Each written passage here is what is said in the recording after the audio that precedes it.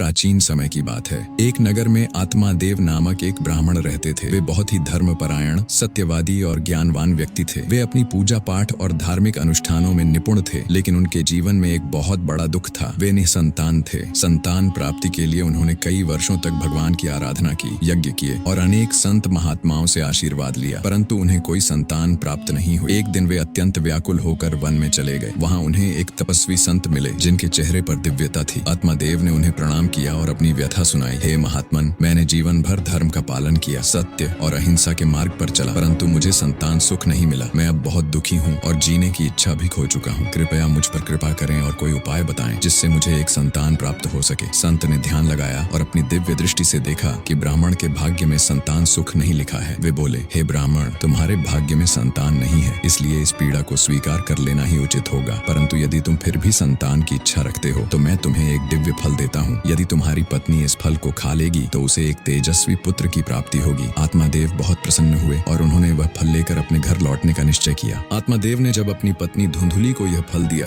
तो वह चिंता में पड़ गई। उसे संतान उत्पन्न करने की इच्छा नहीं थी, क्योंकि वह जानती थी कि गर्भ धारण करना और बच्चे को पालना कठिन होगा। उसने अपने पति को संतुष्ट करने के लिए फल को छुपा दिया और बाद में अपनी गाय को खिला दिया। समय बीता और कुछ महीनों बाद धुंधुली की बहन ने एक पुत्र को जन्म दिया। धुंधुली ने यह प्रस्ताव रखा कि वे इस बालक को गोद ले लें। आत्मादेव इस प्रस्ताव से सहमत हो गए और उस बालक का नाम गोकर्ण रखा गया। लेकिन आश्चर्य की बात यह हुई कि गाय, जिसे वह दिव्य फल खिलाया गया था, ने भी एक मानव आकृति वाले बालक को जन्म दिया। इस अनोखी घटना को देखकर पूरा गांव चकित रह गया। चूंकि वह बच्चा गाय से उत्पन्न हुआ था और उसकी प्रवृत्ति अत्यंत चंचल थी, इसलिए उसका नाम रखा गया और दोनों भाई बड़े हुए। गोकर्ण ज्ञानवान, शांत, धर्मपरायण और विनम्र स्वभाव के थे। उन्होंने वेद पुराणों का अध्ययन किया और एक महान संत बन गए। दूसरी ओर धुंधकारी का स्वभाव इसके बिल्कुल विपरीत था। वह बचपन से ही आवारा, क्रूर और अधर्मी था। उसे अच्छे संस्कारों में रुचि नहीं थी, बल्कि मिथ्या बोलना, दूसरों को परेशान करना और अनैतिक कार्य करना ही उसकी आदत बन गई थी। वह माता पिता की आज्ञा का पालन नहीं करता था और हमेशा दुर्व्यवहार करता था। जैसे जैसे धुंधकारी बड़ा हुआ, उसकी संगति और भी बिगड़ती गई। उसने चोरी, ठगी और अन्य पाप कर्म करने शुरू कर दिए। वह दुष्ट प्रवृत्ति के लोगों के साथ उठने बैठने लगा। वह जुआ खेलता,